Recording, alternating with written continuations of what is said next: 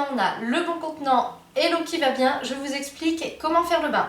Concrètement, je dépose le phalaenopsis dans le contenant que j'ai choisi et je commence à verser l'eau doucement sur le substrat. Alors je verse doucement parce qu'il faut éviter de mettre de l'eau dans le cœur de la plante. Ça c'est quelque chose de très grave quand il y a de l'eau à cet endroit, le cœur de la plante pourrit. Une fois que le cœur de la plante est pourri, elle ne peut pas refaire de feuilles. Donc sa seule chance de survie c'est de faire un kéki. Alors soit vous avez de la chance, ça vous arrive comme la mienne, soit vous n'avez pas de chance et votre plante elle est foutue. Alors si jamais par mégarde vous avez mis de l'eau dans le cœur de la plante, j'ai une astuce pour s'en sortir. Il reste la solution du sopalin. Vous en prenez une feuille, vous la pliez de manière à obtenir de l'épaisseur et à faire une pointe que vous plongez dans le cœur de la plante.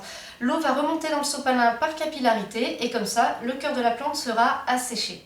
Parenthèse terminée, on continue notre arrosage. Alors, on monte l'eau jusqu'en haut du pot afin que les racines qui affleurent à la surface du substrat, elles aussi puissent tremper dans l'eau. Alors moi, il y a un truc qui m'arrive sans arrêt, c'est que mes phalaenopsis ont tendance à flotter dans leur bain. Et c'est super pénible puisque les racines qui sont au-dessus ne trempent pas dans l'eau. Donc ce que je fais en général, c'est que je les cale avec une tasse ou un verre. Comme ça, ils restent bien calés et toutes les racines baignent dans l'eau. On laisse tremper 10-15 minutes, 20 minutes maximum. Une fois que les racines sont vertes, en général, c'est bon.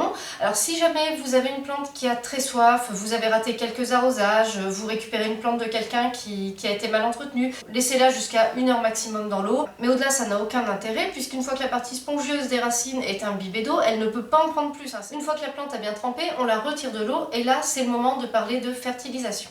Alors l'engrais pour les orchidées, c'est vraiment quelque chose que je conseille parce que leur substrat n'est pas nourrissant et l'eau qu'on leur donne n'est pas nourrissante non plus. Donc il y a bien un moment donné où si on veut que la plante se développe et fleurisse correctement, il faut lui donner des nutriments pour qu'elle puisse pousser. En plus, la fertilisation a ça de positif qu'elle permet d'avoir une plus belle floraison et des couleurs plus éclatantes.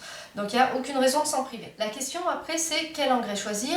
Alors vous pouvez très bien utiliser ceux qu'on trouve dans les jardineries, les engrais liquides.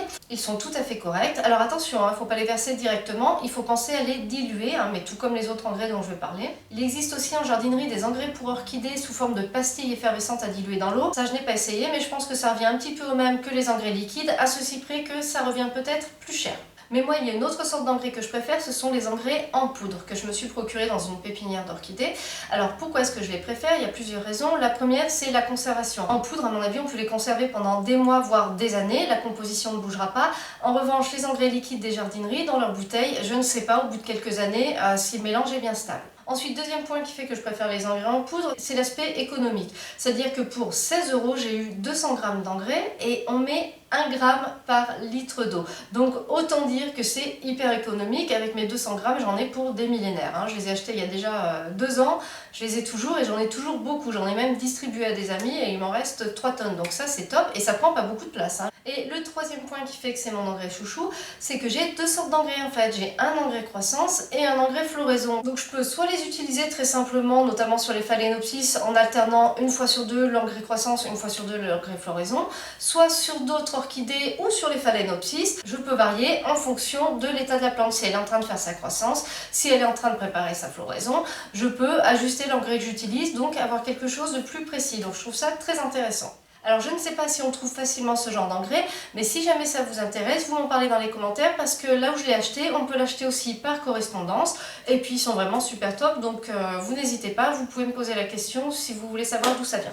Donc voilà pour le choix de l'engrais. Ensuite, on va parler de la fréquence de fertilisation. Alors en général, les phalaenopsis, on va leur donner de l'engrais un arrosage sur 2.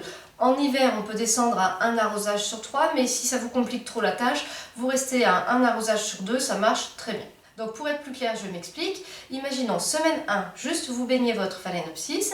Semaine 2, vous baignez votre phalaenopsis, puis vous lui faites un passage d'engrais. Semaine 3, vous baignez votre phalaenopsis et puis c'est tout. Semaine 4, vous baignez votre phalaenopsis et puis vous faites un passage d'engrais. Donc si jamais vous utilisez les engrais en poudre et que vous avez donc les deux sortes d'engrais, l'engrais croissance et l'engrais floraison, vous allez faire semaine 1, le bain, semaine 2, le bain plus l'engrais croissance, semaine 3, le bain, semaine 4, le bain, puis l'engrais floraison. Et ensuite, vous repartez de la semaine 1, tout simplement. Alors, si vous voulez peaufiner le truc et que vous avez les engrais en poudre, moi je m'amuse quand je vois que mon phalaenopsis lance sa tige florale, je ne lui fais plus que de l'engrais floraison, c'est l'engrais rose. Et une fois que la floraison est finie, je passe sur de l'engrais de croissance, ce qui permet d'aider mon phalaenopsis à lancer ses racines et sa nouvelle feuille.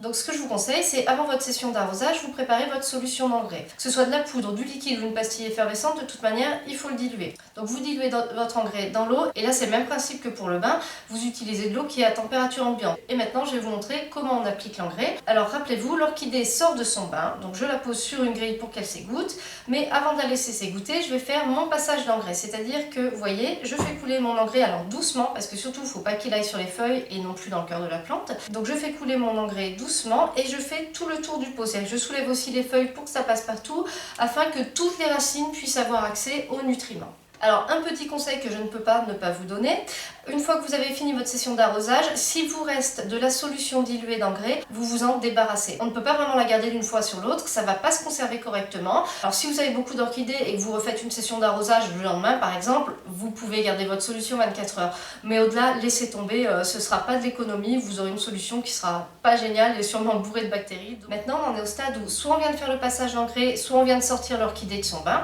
Donc on va laisser la motte se ressécher, c'est-à-dire qu'on va laisser l'orchidée s'égoutter afin que l'excédent d'eau sorte du pot et qu'il ne reste que l'humidité dans le substrat. Donc en général, moi ce que je fais, c'est que pendant que ma motte se ressèche, je fais baigner une autre orchidée. Donc au final, je laisse la motte se ressécher autant de temps que je l'ai laissé tremper. Une fois que c'est terminé, on va pouvoir remettre l'orchidée dans son cache-pot. Alors mon petit truc à ce moment-là, c'est de pencher le pot avant de le remettre pour enlever les derniers résidus d'eau qui n'ont pas pu atteindre les troncs. Alors il y a un dernier point dont j'aimerais vous parler, c'est la pulvérisation du substrat. Alors attention, je parle bien de pulvériser le substrat de la plante et non pas de pulvériser la plante elle-même. Ça c'est quelque chose que vous pouvez faire surtout en été ou alors si votre logement est très chauffé. Parce que les racines qui sont à la surface du pot ou qui sortent du pot, ça arrive assez fréquemment, sont les premières à se dessécher. Et un petit appoint d'eau par pulvérisation peut leur faire du bien et éviter à la plante d'avoir soif trop rapidement. Cette vidéo est maintenant terminée, j'espère qu'elle vous a plu. Si vous avez des remarques, des questions, n'hésitez pas à les poster en commentaire. Merci et à bientôt pour une nouvelle vidéo.